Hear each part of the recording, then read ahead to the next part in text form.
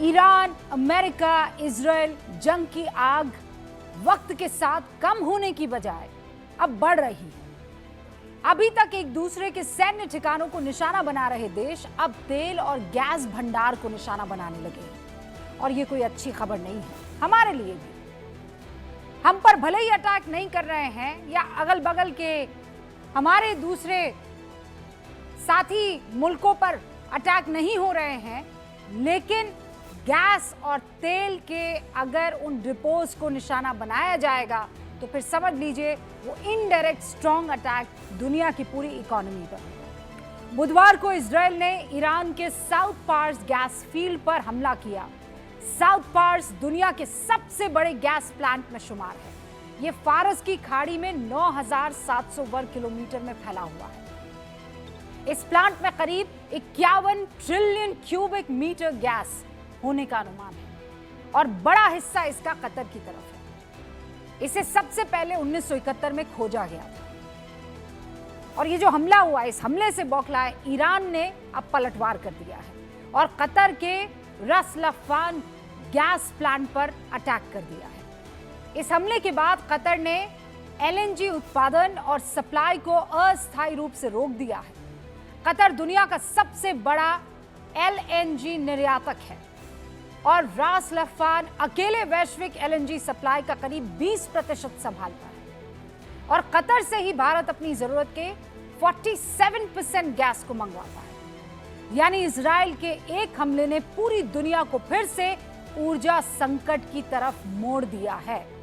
भारत के लिए भी यह हमला बड़ी परेशानी का सबब है और इसीलिए पेट्रोलियम मंत्रालय ने प्रेस कॉन्फ्रेंस में इस हमले पर चिंता जताते हुए कहा कि कतर से हमारा 47% एलएनजी आता है। अगर वहां के प्लांट पर असर पड़ता है तो भारत पर भी इसका असर पड़ेगा।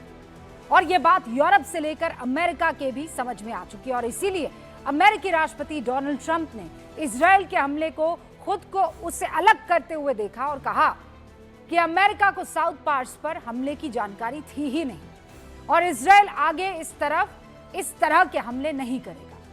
ईरान भी ओमान को निशाना बनाना बंद करे, नहीं तो अमेरिका ईरान के हिस्से वाले पूरे के पूरे साउथ पार्स को तबाह कर देगा। अमेरिका के स्टैंड को अब दुनिया अरब की लड़ाई से ट्रंप के निकलने के संकेत के तौर पर देख रही है। ईरान ने साफ कर दिया है कि वो हमले का बदला लेकर रहेगा, लेकिन इन तीन देशों की लड़ाई के खात्मे का इंतजार अरब देशों के साथ अब पूरी दुनिया कर रही है, क्योंकि तेल के दाम प्रति बैरल $118 पहुंच गए हैं।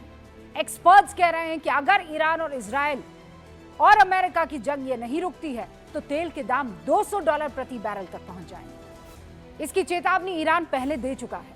तेल के दाम बढ़ने का सीधा मतलब है हर चीज का महंगा हो जाना और यह भारत जैसे विकासशील देश के लिए बहुत घातक होगा। हालांकि भारत क्रूड ऑयल के मामले में अभी तक कंफर्टेबल सिचुएशन में है। क्रूड ऑयल के मामले में भारत का सबसे बड़ा सप्लायर रशिया है, जहां से अभी कोई दिक्कत नहीं है। लेकिन अगर तेल के दाम अंतर्राष्ट्रीय बाजार में बढ़ जाते हैं तो फिर इससे बचना मुश्किल हो जाएगा और सरकार के सामने आ रहे इस चैलेंज को विपक्ष बढ़ा रहा है। जब मैं ये कह रही हूं तो बहुत सोच समझ कर कह रही हूं। विपक्ष सवाल पूछेगा, जाहिर है पूछना भी चाहिए, पूछ भी रहा है। सवालों की जद में आज के वक्त में भारत की विदेश नीति को ला भी रहा है।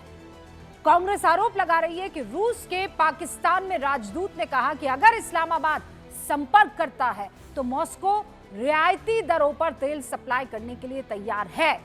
आज पाकिस्तान को फायदा मिलने की स्थिति बन रही है, भारत को नहीं। हमारी ऊर्जा सुरक्षा खतरे में, ये विपक्ष की तरफ से आरोप लग रहा है और इसीलिए मोदी को वो कह रहे हैं कि वो जिम्मेदार है। लिख रहे हैं कि कथित चापलूसी जिम्मेदार है मोदी की इसके लिए। हालांकि इस आरोप ने कुछ सवालों को जन्म दे दिया है। सवाल यह कि भारत ने पहले ही रूस से डिस्काउंट पर कच्चा तेल खरीदा है। पाकिस्तान की रिफाइनरीज बड़े पैमाने पर रूस के कच्चे तेल को रिफाइन करने के लिए डिजाइन की ही नहीं गई है। पाकिस्तान के रूस के तेल का, वहां रूस से तेल लेने का फिर कोई मतलब बचता ही नहीं है। एक तरफ कांग्रेस मोदी सरकार को विदेश नीति पर घेर रही है, दूसरी तरफ उसी कांग्रेस के दो सांसद शशि थरूर और मनीष तिवारी भारत की मौजूदा विदेश नीति को सही ठहरा रहे हैं। शशि थरूर लिख रहे हैं और ये कह रहे हैं कि भारत की चुप्पी कमजोरी नहीं जिम्मेदार कूटनीति का हिस्सा है। मनीष तिवारी कह रहे हैं कि मिडिल ईस्ट संकट पर केंद्र सरकार की विदेश नीति का समर्थन मैं करता हूं। ये समर्थन करते हुए लिख रहे हैं कि इजराइल, ईरान और अमेरिका के बीच जो सिचुएशन है वो सिर्फ क्षेत्रीय रीजनल नहीं बल्कि बड़े वैश्विक समीकरणों से जुड़ी हुई है। ये हमारी लड़ाई नहीं है।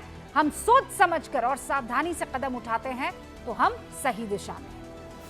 यानी विदेश नीति पर कांग्रेस में मौजूद दो जानकार कांग्रेस के ऑफिशियल लाइन से अलग बोल रहे हैं। संकट के दौर में उन्हें मोदी सरकार की विदेश नीति सही लग रही है।